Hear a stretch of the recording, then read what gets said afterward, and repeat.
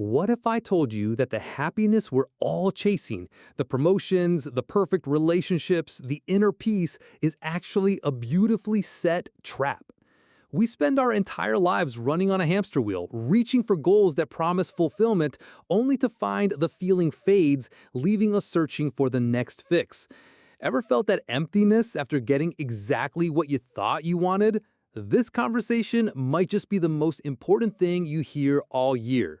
We're about to break down 3 distinct levels of happiness, uncovering why 2 of them are designed to be temporary and how one, the most overlooked, holds the key to a joy that doesn't just last, but deepens forever. If you're tired of the chase and ready to understand what genuine, unshakable happiness actually looks like, stay with us. This isn't just a discussion, it's a map out of the maze. So the big promotion, the corner office, the whole shebang. You got everything you wanted, Maya. You should be on top of the world. But you've been quiet ever since we sat down. What's going on in that head of yours? I don't know, Arjun. It's weird. I worked so hard for this, pulling all-nighters, endless meetings, proper graft. And for the first 48 hours, I was buzzing. Absolutely buzzing. Then nothing. It's just more emails, more responsibility. The happiness, the big rush I was expecting, it just evaporated. It feels so hollow. Is that mad? Not mad at all. Actually, it reminds me of something I was reading the other day by this philosopher, Śrīla Rūpa Gosvāmī. He properly breaks down the whole concept of happiness. It's fascinating. He says it's not all one and the same. Go on then. Enlighten me. I could deal with the distraction from my own existential crisis over a new job title. All right. So he divides happiness into 3 categories. The first one is the one you're talking about. Happiness from material enjoyment. The new car, the promotion, a great holiday, the stuff we can see and touch. Okay, the bog standard, everyday happiness we're all sold on. What's the second one? The second one is a bit more out there. It's the happiness you get from identifying yourself with what he calls the supreme Brahman. Think of it as a kind of spiritual, impersonal peace. It's that feeling of dissolving your individual identity and just becoming one with the universe, like a drop of water merging into the ocean. Pure, untroubled consciousness. Right, that sounds intense and very different from a pay rise. So it's like the ultimate goal of meditation for some people, yeah? To just switch off the ego and just be. Exactly. It's a state of deep, deep peace. But then there's the third category, which he says is happiness derived from Kṛṣṇa Consciousness. And this is the one he argues is the real deal. Kṛṣṇa Consciousness. Okay, so this is about devotion, a relationship with God, specifically Krishna. Why is that one different? I mean, happiness is happiness, isn't it? Well, that's the core of it. The text I was reading says that happiness from pure devotional service is the highest because it's eternal. The other 2, believe it or not, are temporary. It even quotes this other text where Lord Shiva is talking to his wife, Sati, and he says something amazing. He says that someone who has developed this pure Kṛṣṇa consciousness can easily get all the stuff the impersonalists are after, that ocean of peace. And on top of that, they get the joy that only pure devotees experience. So it's like a 2-for-1 deal. You get the peace and something else. But hang on, you said the other 2 were temporary. Material happiness, I get. The buzz of a new phone wears off. But how can that deep, spiritual, oceanic peace be temporary? That sounds like the end game. That's what I thought, but the text makes a brilliant point. It says there's every chance of falling down from that spiritual happiness. Think about it. It's a state of being, but it's static. It's peaceful, but there's no activity, no exchange, no relationship. What do you mean falling down? Like you get bored of being one with the universe? Kind of. He gives this killer example. He talks about these great impersonalists, these Mayavadi sannyasis, people who are super educated, almost fully realized souls who have dedicated their lives to achieving that Brahman state. And what happens? Sometimes they just drop it all and get into politics or social welfare activities. Wait, what? That makes no sense. They reach the pinnacle of spiritual enlightenment and then decide to run for local council? Why on earth would they do that? Because, the text argues, they don't derive any ultimate transcendental happiness in that impersonal void. The soul, by its nature, craves activity, relationship, and love. That feeling of oneness is peaceful, but it's not fulfilling in an active, loving way. So they feel a need to do something, to engage. And because they don't have a spiritual relationship to engage in, they come back down to the material platform to find it. Charity, politics, you name it. Blimey! So it's like reaching a beautiful, silent, empty room at the top of a mountain, but eventually you get lonely and come back down to the noisy village just to talk to someone. Perfect analogy, exactly that. Whereas he says, a person who is fully in Kṛṣṇa consciousness, who has that relationship, that active exchange of love, will never come back down. For them, even the most alluring material things, even noble causes, can't compare to that spiritual activity. Okay, my mind is a bit blown. But what about all that other stuff? The yogis with superpowers and all that. Where does that fit in? The ones who can levitate and whatnot. The mystic perfections, the yoga siddhis. This part is wild. The text lists 8 of them. For example, there's one called Anima Siddhi, where you can become so small you can enter a stone. Right, sounds impressive, but as the text points out, we've kind of done that. We just call it engineering. We've tunneled through mountains for the tube, we dig into the earth, we've entered the stone. Precisely his point. Or another one, becoming so light you can float on air or water. We've got planes and ships. He says these yogic siddhis are basically just material arts achieved through a different process. There was even this German scholar who came to India and said he wasn't interested in all that because modern science was already achieving it. He was smart. He wanted to learn Bhakti yoga, how to build that eternal relationship with the Supreme. So the yogic powers are just another form of material achievement, a different path to the same destination of controlling the material world. Yes, for the most part. Though, to be fair, the text admits there are some things science hasn't cracked yet, like Lagama Siddhi, where a yogi can enter the sun just by traveling on a sunbeam.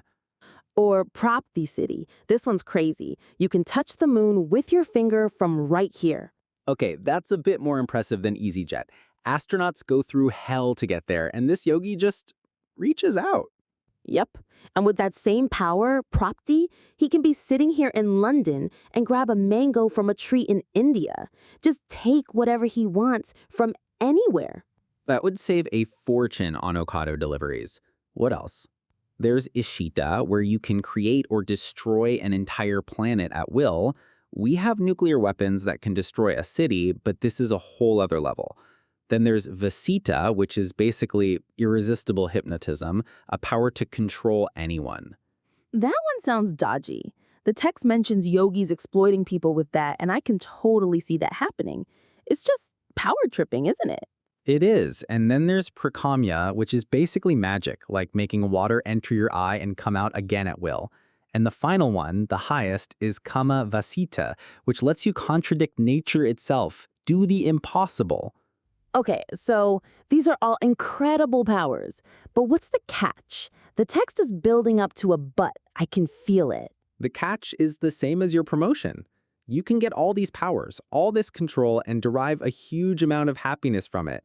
But it's temporary. It's still just a very advanced, very glittery form of material enjoyment. It doesn't touch the soul's real need. So it's all a distraction. A very, very cool distraction, but a distraction nonetheless. This is what the text means when it says people are enamored of the glimmer of modern materialistic advancement, thinking this spiritual stuff is for less intelligent people. Exactly. It's me. It's you. It's everyone saying, I'm better off just focusing on my career, my flat, my family. We get so caught up in the temporary comforts, we completely forget the real situation. As the text puts it, we don't know that at any moment we can be kicked out of our material situation. And we don't know that real life is eternal. That's sobering. Kicked out. It's true, isn't it? Sickness, an accident, old age, it all disappears. There's this quote in there from Śrīla Bhakti Vinodoka. That the advancement of material knowledge renders a person more foolish. Yes, that's so provocative. How can knowledge make you more foolish? Because it makes you forget your real identity. The glimmer is so bright, so distracting, that we forget we are just this body, this job title. And the text says this is our doom, because this human life is our one big chance to get out of the whole cycle, to wake up from the dream. Instead, our advanced knowledge just entangles us more deeply. Wow, so instead of finding the exit, we're just decorating the prison cell. That's a heavy thought. So what's the alternative? How do you actually feel this eternal happiness? This is the best part. It brings it all back to devotion. There's this prayer from this great devotee, Prahlada Maharaja. He's praying to this half-lion, half-man form of God nourishing a deva, and he's not asking for mystic powers or wealth or even to escape suffering. He says, "My dear Lord, I repeatedly pray that my Kṛṣṇa consciousness may be more strong and steady." So he's just asking for more of that feeling? More of that connection? Yes, because he knows that the happiness that comes from it is so powerful. All the other stuff, religious merit, economic development, sense gratification, even literation itself, just follows automatically. A pure devotee doesn't even want them. They don't want liberation? I thought that was the goal, to be free. They don't need it in the same way. The happiness of loving and serving is so huge, so unlimited, that even the happiness emerging into the Brahman of being liberated seems tiny in comparison. The text says that even one drop of happiness in Kṛṣṇa consciousness stands beyond comparison with an ocean of happiness derived from any other activity. One drop is bigger than an ocean? That's a powerful image. And then there's this story that just perfectly captures it, about a devotee called Hulavacha Sridhara. He was a really poor man, basically selling little cups made of banana leaves to get by. His income was next to nothing. Okay. But even with that tiny income, he spent 50% of it on worship and just about managed to live on the other half. One day, Lord Chaitanya, who he was devoted to, appeared to him and offered him anything he wanted. Any opulence, riches, power, kingdoms, anything. Let me guess. He turned it all down. He turned it all down. He told the Lord, "I don't want any of it. I'm perfectly happy as I am. The only thing I want is to have unshakable faith and devotion to you." That's it. That's the mindset. If they can just be engaged in that loving service 24/7, they don't want anything else, not even to become one with God. They want the relationship, not the annihilation of self. That is, properly humbling. To be offered the world and say, "No thanks, I'm good." I can't even imagine that. It reframes everything. My whole crisis over my promotion seems so small now. It's not small, it's human. But this perspective just puts it in its place. The final analogy in the text is the most beautiful one for me. It says that any person who has even a little bit of this devotional service doesn't care a fig for any other kind of happiness. Right, they're not even in the same league. Not even close. It says that happiness from religion, wealth, pleasure, and liberation are like the personal attendants and maidservants of a queen. The queen is devotional service. If you have the attention of the queen, all her servants automatically follow her, ready to serve you. So you stop chasing the servants, you go straight to the queen, and then you get everything anyway, but you don't even care about it because you're with the queen. You got it. That's it, exactly. A pure devotee doesn't lack anything, but they only want one thing, that service, that connection. It's not about getting a bigger slice of the happiness pie. It's about finding a completely different pie, one that never, ever runs out. Wow. I feel strangely peaceful. It's like you've just taken this big, confusing knot in my head and gently pulled the right thread. It's not that my job is bad. It's that I was expecting it to give me something it was never designed to give. I was chasing a maidservant thinking she was the queen. And now you know where to find the queen, or at least in which direction her castle lies. Fancy another coffee, mate? We can talk about how to actually take the first step on that road. Yeah. I'd like that a lot. Explore more reflections on love, surrender, and the divine.